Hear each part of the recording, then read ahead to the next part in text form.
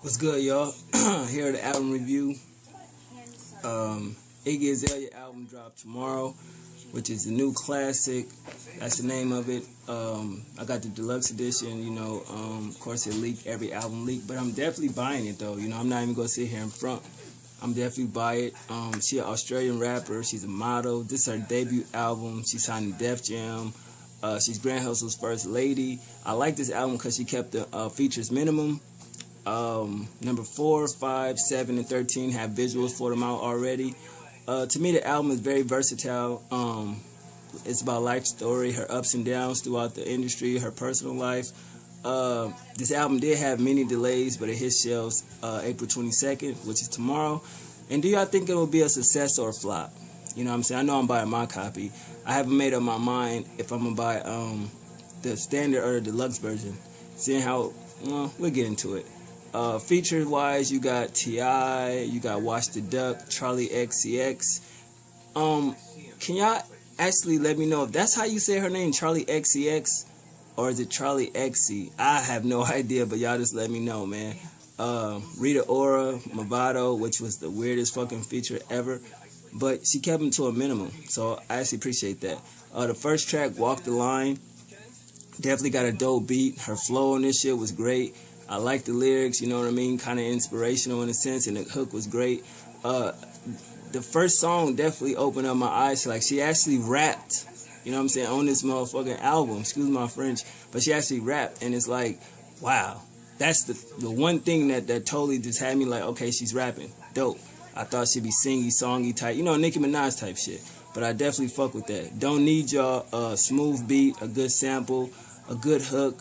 Real life lyrics, you know what I'm saying, a good flow. Basically just saying, I don't need y'all. Y'all wasn't here when I wasn't, you know what I'm saying, nothing. When I was coming up in the game, y'all wasn't there for me. I did this by myself, so I don't need y'all. Basically, shout out to the haters.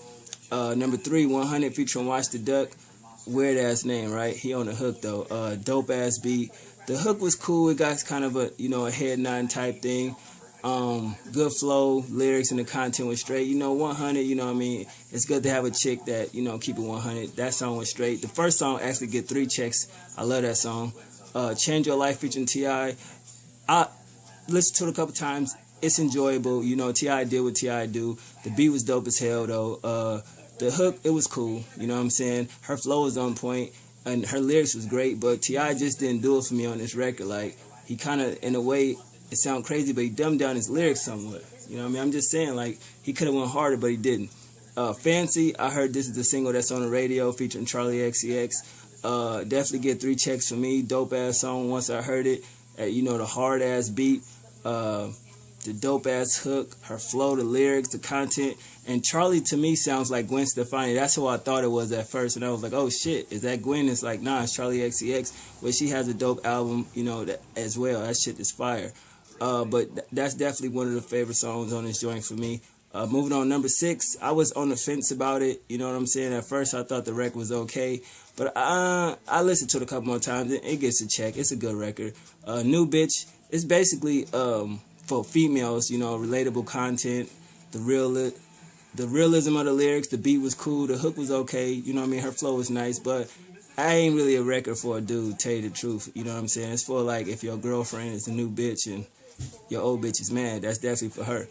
Work, this was a single that was previously out. I think the first record I ever heard from Iggy as a solo tip. Another record I was on the fence about, I remember the video, you know what I'm saying? She a hot chick, no doubt, but at the end of the day, I really had to listen to it. You know what I'm saying? Like, is she talking about something that's not important or something that's important? So you definitely gotta listen to it. Lyrics are honest, her flow is okay. The hard beat was hard as fuck. It took a minute to kick in. The beginning of the record is kind of like whatever. You know what I mean? I thought it was like some type of twerking type shit, but if you really listen to it for what it's worth, it's a good song. Cool hook, and the content was straight, you know what I mean? Number 8, Get 3 Checks is a very inspirational song. Impossible is Nothing. I mean, wow, I was just impressed at that, you know what I mean? Dope beat. A real life hook, man. That hook is just on some real shit. Impossible is nothing. You can do anything you want to do. You set your mind to do it, you can do it. You know what I mean? To everybody out there that's a fan of mine or a subscriber that feel like, you know what I mean, y'all can't do what you want to do, you always can do what you want to do. I mean, at the end of the day, it's your life, right? Real lyrics, you know what I mean? Her flow was dope. She went off on this record, you know what I mean? You got to give it to her. Number 9, Goddess, hard beat. This get 3 checks for me. She just was killing this song, man. You know what I mean? It reminded me of like if she did a female version of Yeezus in a sense, because she called herself a goddess, and I was like, wow, she on some shit for a white girl. You know, she on her point though. You know what I mean? So I was like, wow, hard beat. The hook was cool. Her flow was great.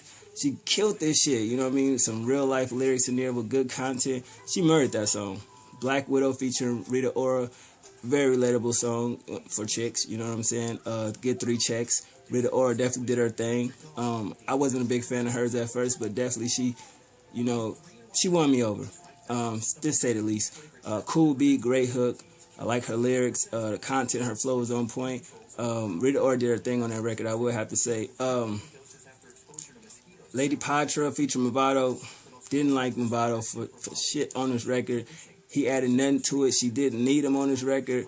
But I definitely fuck with this song. Cool beat. I like that hook. That hook was pretty dope. Her flow and her lyrics is on point. That sample throughout the record was great. Movado content, out of here. She didn't need him. I would actually took the nigga off the record because that shit was whack. And the last track on the standard edition, which is Fuck Love, I wasn't feeling that. Moving on to the deluxe edition, number 13, Bounce, I wasn't feeling that. Those are the only 2 records that I don't fuck with. Number 14, Rolex, I'm going to call it A$AP Rocky diss. She ain't really diss him, but it's just like, it's basically about him. You feel what I'm saying? Great song, hard beat, good sample. Her flow is on point. Real lyrics. She talked about the relationship, the goods, the bads, the ins, the outs. Good hook, content. It was a straight shooter song. You know, I fuck with that Rolex song. Last track, Just Asking. It was a funny record. She ended on a light note. Cool beat. The little skits, you know, from checking the messages, that shit was funny as fuck. Good flow, cool ass hook, real lyrics, relatable content for the ladies out there. It was just a good overall song, man. 8.5 out of 10. I like 13 out of 15 records. Production 8 out of 10. This is definitely a good album. You know what I'm saying? As far as it being a new classic, I wouldn't say that much, but definitely if I was in her corner, I would have been like, you know what? Knock off the Fuck Love song and the Bounce song. Just give it to him straight. Standard 13 records. She would have had a straight album that went all the way through. So I'm still on the fence because I do like the last 2 on the deluxe version. And you know what I mean? So it's a hard choice.